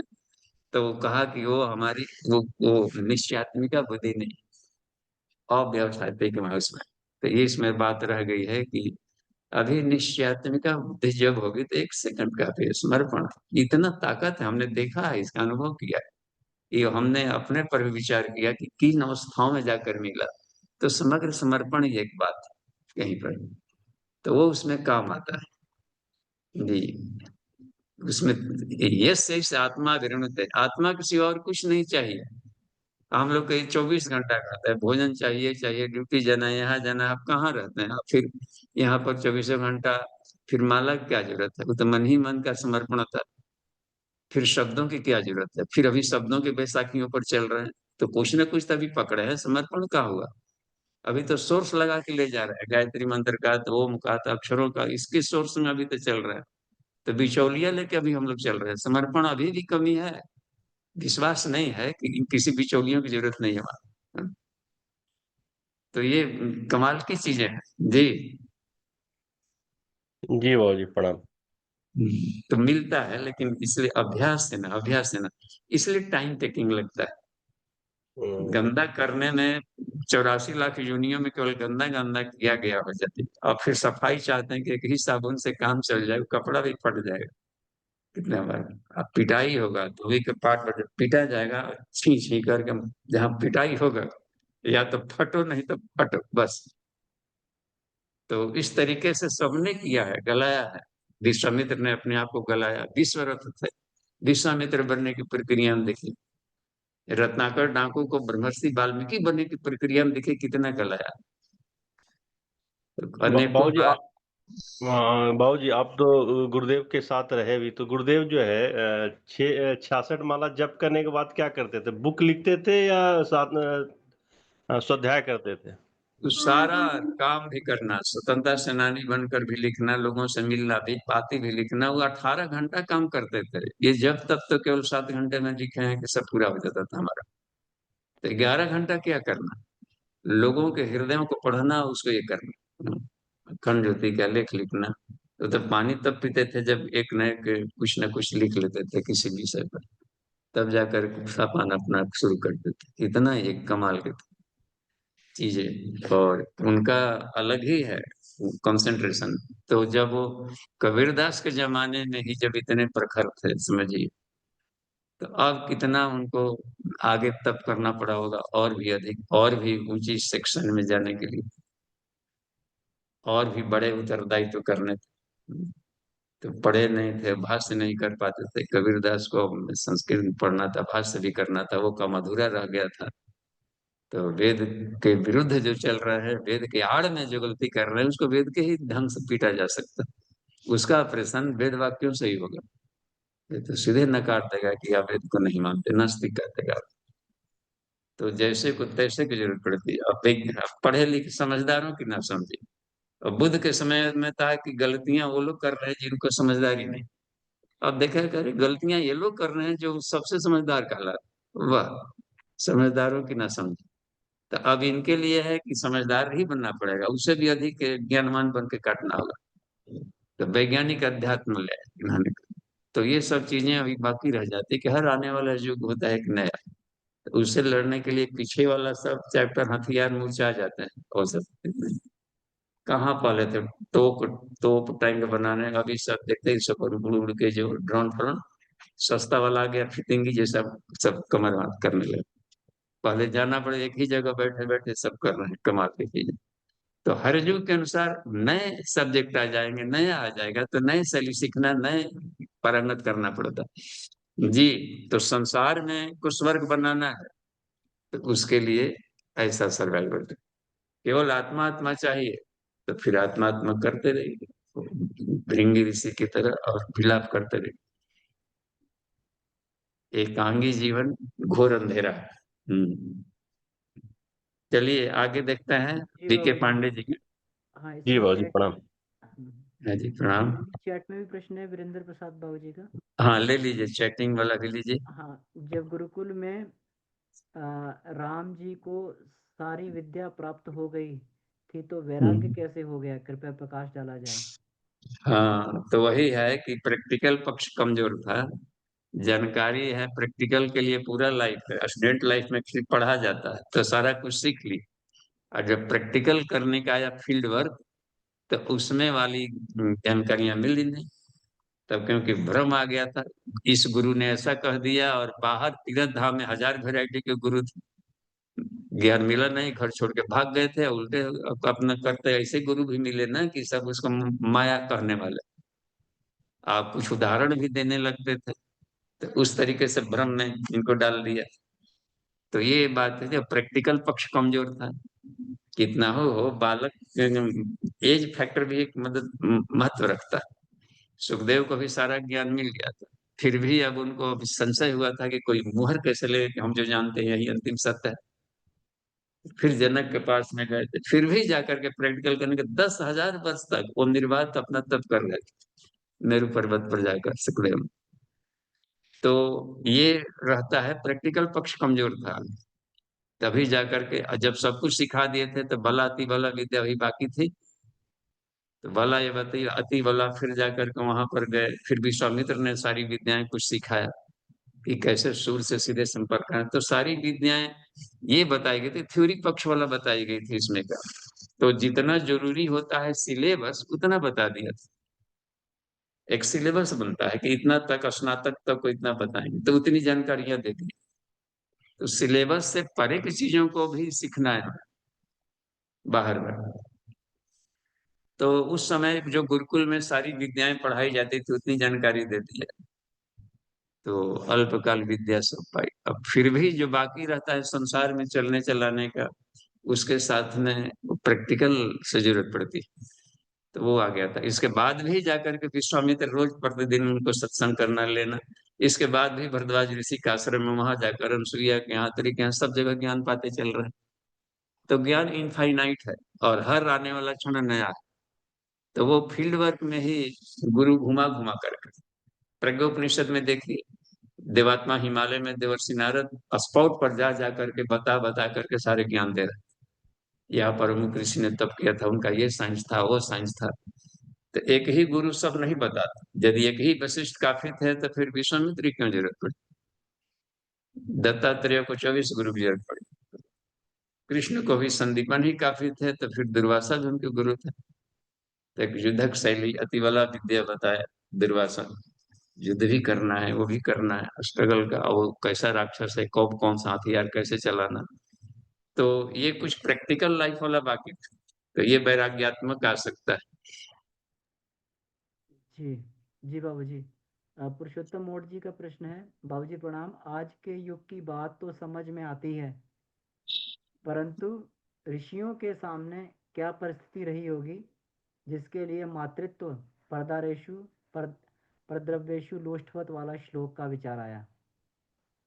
हाँ, तो ये मन वाला है। मन का जो स्वभाव होता है लोभ या वासना के क्षय के लिए, उसी में परदारेशु मातृवत भैया, और लोभ के लिए परद्रव्येशु लुष्टवत, कि हम पदार्थों से आसक्ति न रखें, संबंधों से आसक्ति न रखें, रूप आकर्षण। तो ये मन का क्षय आसान नहीं होता है किसी भी काल में।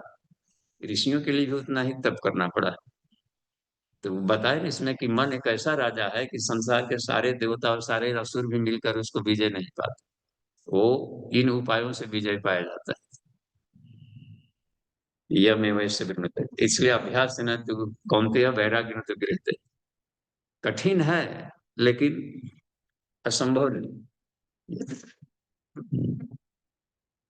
जी, अमन जी है ना साथ में? जी हाँ, 1 मिनट आप मुझसे संभालिए हमारे। जी जी बाबूजी।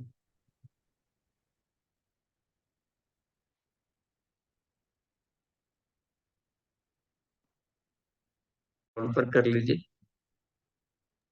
जी बी के पांडे जी भाई साहब, जी अपने आप को अनम्यूट कर लीजिए भाई साहब जी। हेलो, प्रणाम भैया। प्रणाम भाई। जी भैया प्रणाम। ये कह रहे हैं कि जैसे अध्यात्म जो है, अध्यात्म जो है, जैसे देवताओं को के संबंध में बाबूजी बता रहे थे, और असुरों के संबंध में जो है पदार्थ विज्ञान को, तो जो दोनों में रहते हैं उनको क्या कहते हैं? उनको समत्व वाली स्थिति कहते हैं भाई साहब, है ना। अच्छा विद्याम जी। विद्याम च जिसको बोला गया है हाँ हाँ हाँ जी। उपनिषद में, तो जी उसी को ही सत्य की प्राप्ति होती है। जी। इसलिए समत्व की योग की स्थिति कही गई है जी। समत्व। हाँ, पूर्ण पुरुष तभी व्यक्ति बनता है ना जब वो समत्व वाली स्थिति में पदार्थ और चेतन दोनों हाँ, को नहीं नहीं, सही सही। सही उसका कॉम्बिनेशन बिठा के चलता है जी। जी ठीक भैया, ठीक। प्रणाम। जी जी प्रणाम। क्योंकि आज के समय में अगर हम लोग टेक्नोलॉजी का प्रयोग नहीं करेंगे तो पिछड़ जाएंगे। आज जी। हम लोग टेक्नोलॉजी का प्रयोग कर रहे हैं, तभी हम लोग इतनी क्लासेस और इतना दूर से बैठ के सब कर पा रहे हैं, नहीं नहीं तो नहीं, वो सही। कैसे होता। जी जी ठीक भैया, प्रणाम। जी प्रणाम भैया। जी आशा दीदी। और प्रणाम भैया, पिताजी को प्रणाम, सभी साधकों को प्रणाम। भैया, ये सनातन धर्म और वैदिक धर्म पर प्रकाश चाहिए, और दोनों में श्रेष्ठ कौन है? ये अगर हम सनातन शब्द को देखें तो सनातन का मतलब होता है जिसका एग्जिस्टेंस हमेशा ही रहा है ना, जो हमेशा, जो कभी क्षय नहीं होता है।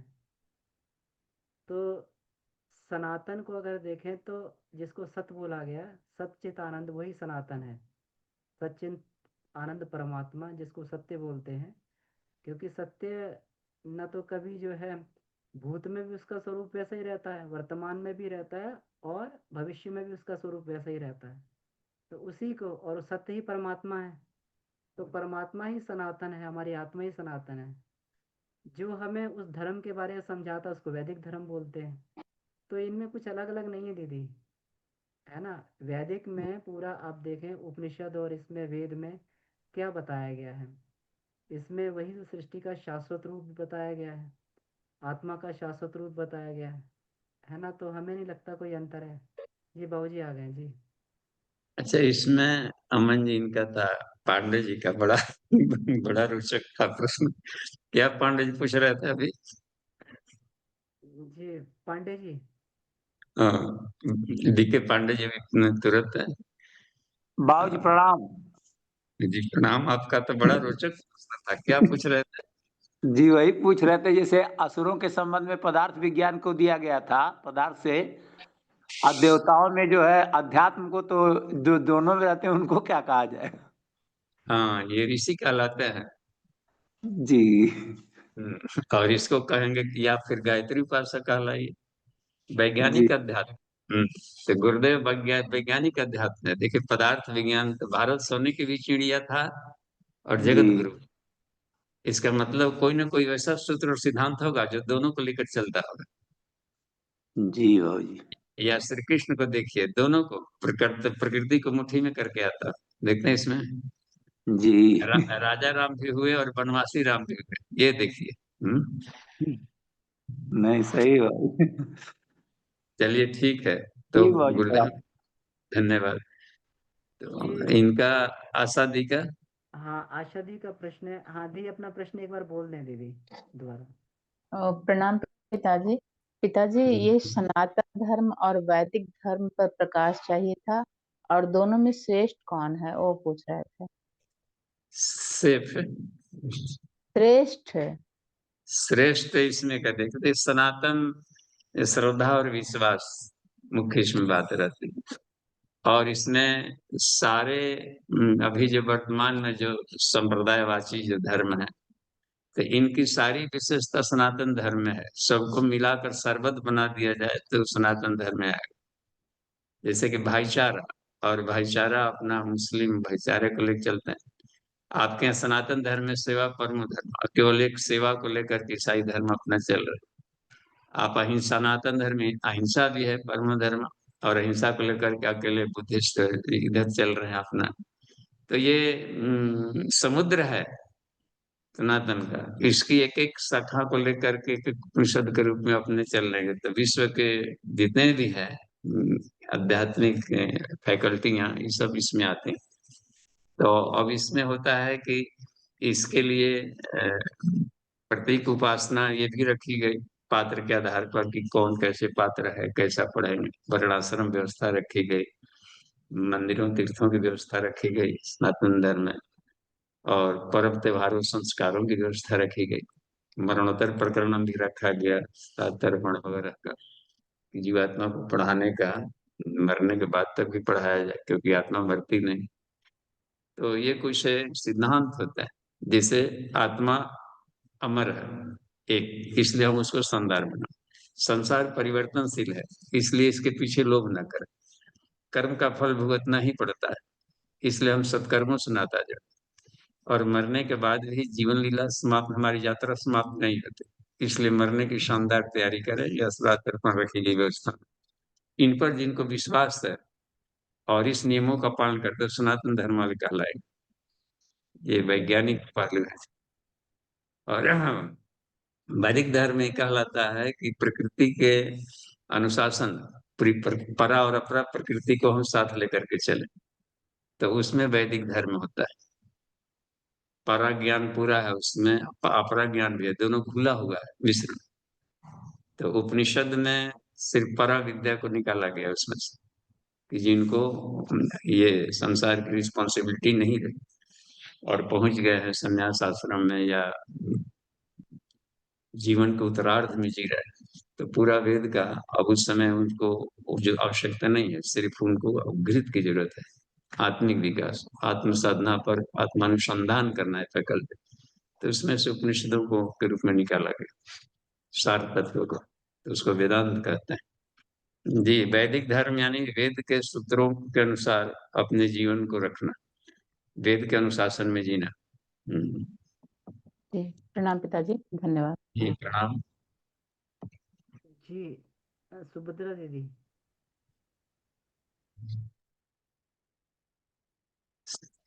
हाँ दीदी प्रणाम, शुरू। बाबूजी प्रणाम। बाबूजी ऐसे कि कहते हैं कई जन्मों के संस्कार आ जाते हैं, तो भगवान राम तो स्वयं अवतारी सत्ता थे और इतना दिन वशिष्ठ मुनि के आश्रम में उन्होंने ज्ञान भी लिया, फिर भी ये योग वशिष्ठ का पीछे का क्या रहस्य था, क्या तत्व दर्शन था, हम लोग को बताना चाह रहे हैं, या उसका तत्व दर्शन क्या था कि ये योग वशिष्ठ के माध्यम से भगवान राम को पढ़ा रहे वशिष्ठ मुनि एक अलग से। हाँ, तो अब उसमें अवतार प्रक्रिया भी हुई है, ठीक है। तो एक अंश का होता है, 100% कभी भी ब्रह्म नहीं आता, वो निराकार है। समस्त अनंत ब्रह्मांडो त्रिपाद समृतम देवी, सब एक छोटे से बॉडी में नहीं आएगा, तो उसका इमेज आता है, अंश जिसको कहते हैं। तो देखते होंगे आप उसमें श्री कृष्ण चरित्र जब देख रहे होंगे, उसके सीरियल में जगह ले जाते हैं श्री कृष्ण अर्जुन को, ये भी विष्णु है। देखिए, कृष्ण विष्णु का अवतार बन गया, तो समग्र विष्णु नहीं आया है, अपना एक अपने अपने शरीर से ढेर सारे निकाल सकते हैं। पूज्य गुरुदेव लिखे हैं कि हम एक बार में अपने शरीर से 3125 शरीर निकाल सकते हैं, कभी कभी 5 शरीरों से काम कर लेते थे। तो उसमें से एक इमेज भेजा जाता है कि इतना भर काम करना है, तो उसको ले गए हैं कि चलो महाविष्णु से दिखाते हैं। तो वहां विष्णु को दिखाया जा रहा है चतुर्भुज, कृष्ण भी देख रहे हैं, अर्जुन भी देख रहे हैं, और उस महाविष्णु को भी देख रहे हैं। और वह भी है कि महाविष्णु सुपर भेक निराकार त्रिपादशामृतम इनफाइनाइट है। तो ये अनेकों रोल है, इसको रोल कहेंगे, रोल।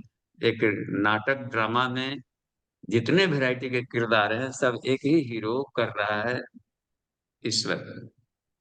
तो परमात्मा ने सारे के सारे रोल में कर रहे हैं, वही विष्णु है, बन गए हैं, आधा राम बन गए हैं, तो ही रावण बन गए हैं, तो खरदूषण बन गए हैं। देखिए, अपने से अपने को लीलाएं करना, देखना। तो ये फिल्म बनाया जाता है लोक शिक्षण के लिए बस। तो इसमें भी अज्ञानी बनना कि सामान्य आदमी भी राम की तरह जीवन शैली अपना सकता है।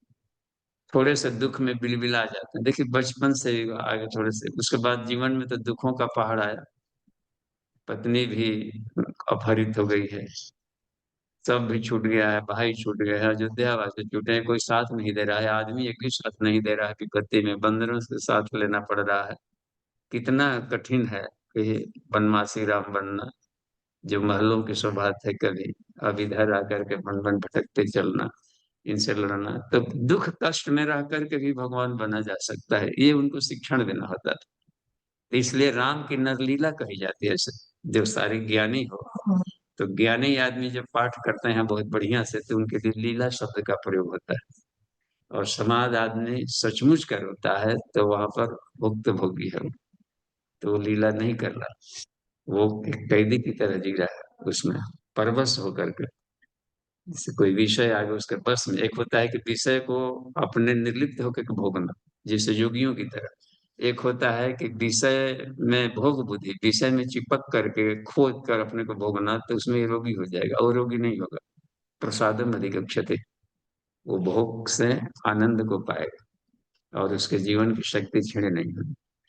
तो ये लीला ये बताते हैं कि सामान्य आदमी, कृष्ण भी सामान्य आदमी की तरह जी करके गुरुकुल में पढ़ना लिखना ये करना, तो कष्टमय जीवन जी करके भी जिया जाता है। तो इसलिए सामान्य आदमी की तरह जिया जाता। पूज्य गुरुदेव भी आए तो देखिए अन्य अन्य राजर्षियों की तरह नहीं रहे, या दुर्लभ लोगों के बीच में उठना बैठना, किसानों की तरह रहना करना, सारा ज्ञान भी बांटना ही करना, ये बिल्कुल सामान्य रहा। हम लोग सभी कहते थे गुरुदेव, ये है कि मान लीजिए पीला कपड़ा पहन लिए बराबर, अब पीला कपड़ा पहन करके गए हो और गांव की सफाई करें, तो गांव वाला कोई सफाई करना ही नहीं देगा। अब बाबा आ गए, हमारे बाबा आप रहे, आज महात्मा जी आप रहे, हम कर रहे हैं, तो तुम खाली दर्शक बन के रहोगे। तो वहां पर तुम ही को झाड़ू लगाना है, तुम ही का करना है। देखो अपने भी वेशभूषा भी साधारण रखो, कि जब जरूरत पड़ेगी पूजा पाठ का वर्दी है तो पूजा पाठ के समय इसको पहन लेना। जब ये है या बराबर की जब भूमिका है जैसी है, लेकिन हमें लोक सेवी की तरह जीना है, एक सामान्य आदमी की तरह। तो ऐसे जीवन जी करके महापुरुष लोग दिखाते हैं जी। जी प्रणाम बाबूजी। बड़े बड़े जी प्रणाम। नेक्स्ट। आदित्य भैया। बाबूजी प्रणाम। जी प्रणाम। और जी मेरा प्रश्न, अभी दीदी ने जो प्रश्न किया ठीक वैसा ही प्रश्न था, तो मेरे आधे प्रश्न का जवाब मिल गया। मतलब अच्छा। एक तरह से पूरा प्रश्न वही था। लेकिन हाँ। बाबूजी मुझे ये पूछना है कि आप अभी ये बता रहे हैं कि भगवान श्री राम, अपन बता रहे हैं कि भगवान श्री राम रो रहे हैं, तो निर्लिप्त होकर रो रहे हैं, तो निर्लिप्त होकर कैसे रोया जाएगा? हमको किसी चीज से आसक्ति नहीं होगी तो आंसू निकलेगा ही नहीं बाबूजी। क्या जी अमन जी, आप हमको समझाइए। बाबूजी आदित्य भैया ये कह रहे हैं कि आपने कहा कि भगवान निर्लिप्त होकर रो रहे थे, तो निर्लिप्त होकर कैसे रोया जाएगा? अगर लिप्तता नहीं रहेगी तो आदमी कैसे रोएगा? जैसे फिल्म में रोता है और जाता है पीछे से ग्लिसरीन डाल के आता है, तो कहा कि नहीं यहाँ अब काटेगा कि यहाँ पर आंसू नहीं, थोड़ा और नीचे तक आंसू होना चाहिए, तो 10 बार 15 बार ग्लिसरीन डाल के टपकाएगा। तो अब उसमें एक पाठ करना है, तो उसमें ईमानदारी से पाठ करना है, ताकि हम लोग भी उसको एक करें नाटक की तरह, ऐसा करें कि लगे कि पुरस्कार मिल जाए। देखते हैं पुरस्कार एक ही मिलता है, जैसे फिल्म फेयर पुरस्कार या कोई पुरस्कार, तो विलेन को भी वही पुरस्कार मिला और उसमें को भी वही सेम पुरस्कार मिलता है। कब करना, इन्होंने बढ़िया नाटक किया, बढ़िया से अपना रोल किया, इस पर मिलता है।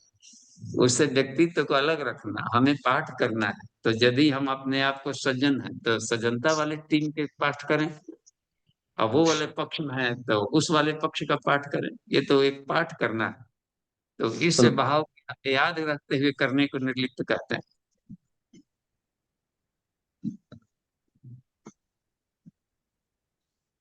हाँ, पता नहीं क्लियर हुआ कि नहीं हुआ जी। आदित्य भैया। नहीं बाबूजी क्लियर तो नहीं हुआ है, लेकिन ठीक है फिर भी। अच्छा, आपको ये होता है कि अपने को सचमुच मान लेना, जैसे कि मान ली कि कभी रामलीला वाला में ड्रामा नहीं खेले हैं अपने गांव में। हम लोग तो हाई स्कूल में जब थे या उसमें तो पाठ करे, राणा प्रताप का हमने पाठ किया था हीरो का। इसमें तो पता चल जाए कि राणा प्रताप जैसा बोलना। अब घर में आ गए तो हमेशा थोड़े राणा प्रताप के टोन में बोलना है। वो एक पाठ था अपने ड्रामा का को वहां करना। तो कभी आकर के बन गया है, कभी महिला का भेष का पाठ करना पड़ता है, पुरुष है महिला का भेष बनाकर पाठ करना, वैसा करना है तो महिला जैसा हाव भाव करना पड़ेगा। और बाद में भी आकर थोड़े से करते चले जाना, तो वो उतने समय के लिए रहता। हम लोग अपने व्यक्तित्व को उस तरीके से नहीं कर पा रहे, इसलिए ऐसा लगता है। इसलिए ड्रामा वगैरह भी रखा जाता है पाठ करने को, कि जहां पर कोई वैसा चीज मिल जाए तो ये कहा जाता है कि ये देखिए प्राण एक थे ना विलन, विश्व के द्वितीय खलनायक में थे, और उसका जीवन में बहुत सज्जन रहा। बाहर के जीवन में क्योंकि अपाठ करते थे विलन के, और बाहर के जीवन में एक भी वैसा नहीं।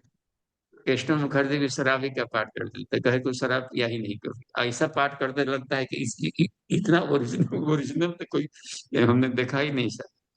तो ये रहता है कि पाठ किया जाता है मनोरंजन के लिए, लोक रंजन के लिए किया जाता है, लोगों के लिए दिशा मिले।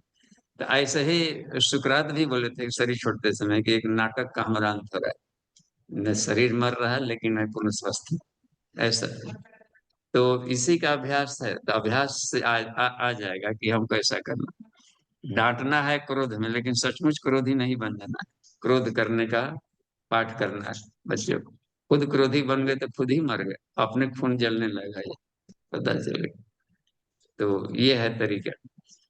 बाबूजी शशि तिवारी जी का ठीक। हैंड रेज है जी। हाँ, जी।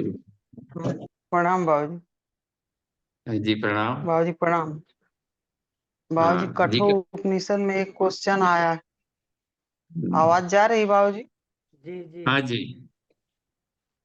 हाँ बाबूजी, कठोर उपनिषद में एक क्वेश्चन आया है कि महात्मा यमराज ने प्रसन्न होकर नचिकेता से कहा, तुम्हारी अप्रतिम योग्यता देखकर मुझे बड़ी प्रसन्नता हुई है।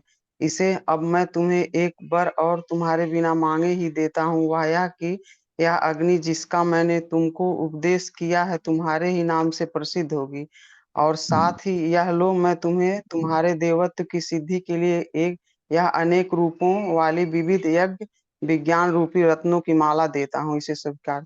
बाबूजी, विज्ञान रूपी रत्नों की माला और यज्ञ अग्नि विद्या ये क्या है? इस पे थोड़ा प्रकाश डालिए। अग्नि विद्या कहलाता है पंचांगनी, पंचकोशी साधना सिखाए हैं, तुम्हारे नाम से भी जानी जाएगी, यानी त्रिनाचिकेताग्नि। तो तीन विद्या के रूप में तो पूज्य गुरुदेव आपको जो साधना कराया है, 3 शरीरों की साधना, यही उसको बताया है। उपासना, साधना, जी आराधना करने से 3 प्रकार की अग्नियां तुम्हारे भीतर जगेगी, ओजस, तेजस, वर्चस। उपासना से वर्चस जगेगा, साधना से तुम्हारा अपना तेजस होगा इसमें, और ओजस बढ़ता है इसमें आराधना से। तो शारीरिक तो तीनों शरीरों की साधना को त्रिनचिकेताग्नि कहे। नचिकेत माने जो लिप्त न हो, तो प्रज्ञा बन जाओगे। जी तो अस्थित प्रज्ञ होने के लिए उपाय, तो इस तरीके से वो कहते हैं, निर्लिप्त विद्या को नचिकेत अग्नि कहेंगे। अब बाबूजी, अनेक रूपों वाली विविध विज्ञान रूपी रत्नों की माला देता हूँ। हाँ, विविध रूपों वाले ये कर दिए, तरह तरह के बताए हैं उसमें आत्मिकी, जिसमें आगे के जो प्रकरण है एतद एतद करके आत्मा के बारे में समझाए। तो विभिन्न रूपों में जो दिखाई पड़ रहा है सब आत्मा के ही प्रकाश है, उनके चित्त की ही वृत्तियां है सब। जी, पूरा पूरा पढ़ते जाएंगे जी तो उसमें आ जाएगा। जी बाबूजी प्रणाम। जी प्रणाम। जी बाबूजी तो समय हो गया है, तो फिर यहाँ पे शांति पाठ। जी। ओम